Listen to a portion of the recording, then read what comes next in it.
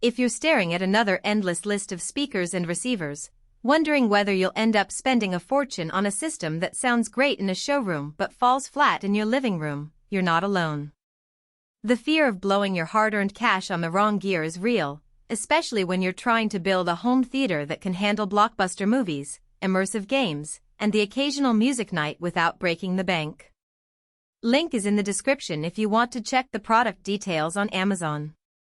So, let's cut through the hype and see if the Klipsch Reference Premier RP8000 FII 5.1 package paired with the Onkyo TXNR 6100 actually delivers on the promise of a cinema-level experience for a typical home setup.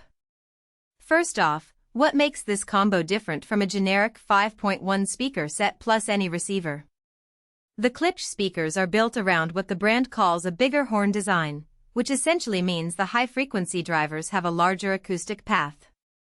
In practice, that translates to a more open, less tinny top end that can sit comfortably over dialogue and orchestral swells without sounding harsh.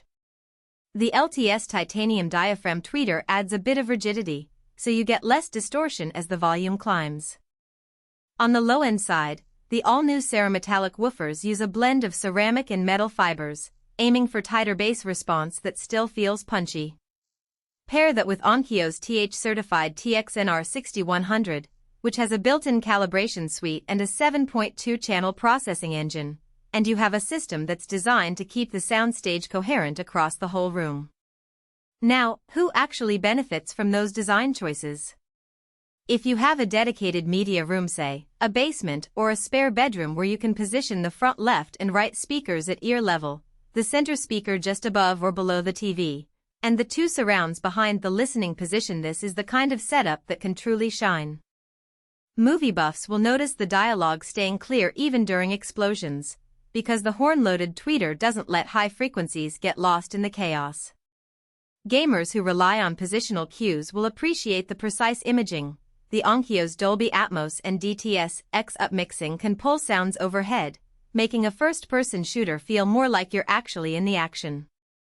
Music lovers who like a little bit of bass but not the boom feel that cheap subwoofers often bring will find the Cerametallic woofers surprisingly controlled.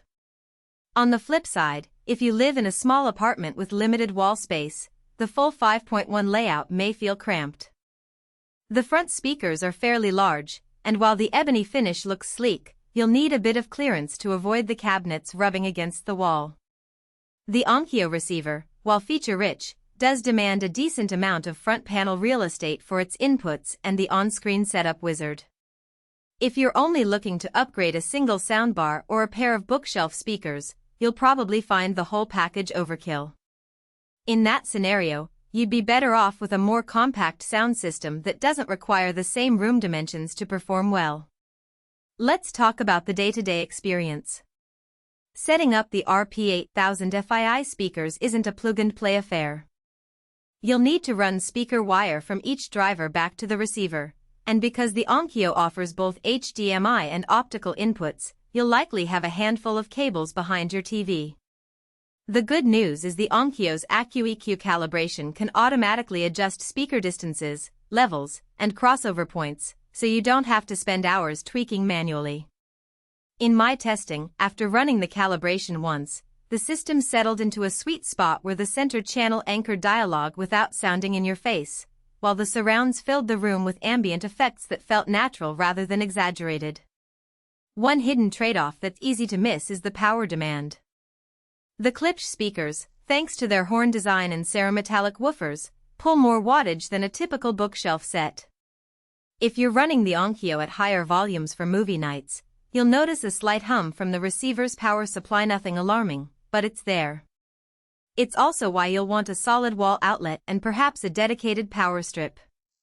Another practical point, the Onkyo's THX certification is great on paper, but it also means the receiver is tuned to meet a certain baseline of performance. In a room with a lot of hard surfaces, concrete walls, glass windows, you might need to add a few acoustic panels to tame reflections, otherwise the highs can become a bit bright after prolonged listening. Where does the value really come from?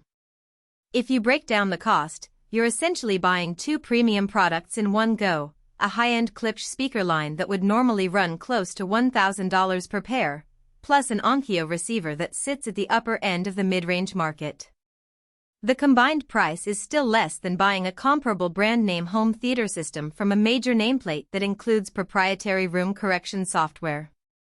The real saving is that you're getting THX level performance without paying the premium.